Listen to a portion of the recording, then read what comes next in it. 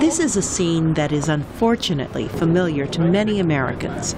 Students hugging each other outside a school, victims being rushed to a hospital, police tape surrounding a school, and a grim announcement.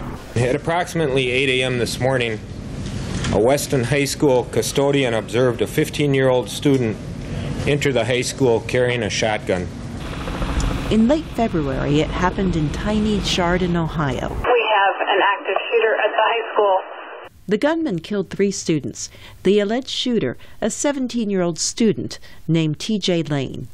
Psychologists, police, and educators have searched for shared traits among the shooters. Psychologist Amanda Nickerson directs the Center for the Prevention of Bullying, Abuse, and School Violence at the University at Buffalo.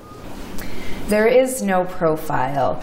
A U.S. Secret Service study found school shooters had almost nothing in common, except that most of them were boys, usually students at the school, and most acted alone. 3/4 of them reported feeling bullied or persecuted or ostracized by their peers. Often after the fact, we find out that they were depressed and or suicidal. Mental illness also plays a critical role. When we look into the histories of people that have acted violently towards others, we'll often find that there's a pattern of mental illness. But getting help can be difficult. War Eagle Eastwood said his son reported hearing voices and seemed confused before taking a high-powered rifle to a Colorado school in 2010. He tried to get help in that. He said he went to a few places and that, but they told him that if you haven't got the money to pay for this, we can't help you for it. Professor Nickerson says vigilance is the best precaution.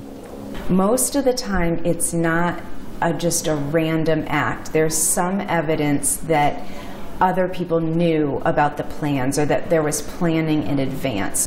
The Secret Service report shows that someone, usually another student, sometimes several other students, knew about the plan before the attack, but they didn't tell anyone who could stop it.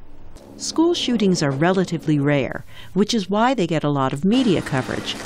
The Secret Service estimates that a student's chance of being killed in school violence is about 1 in a million.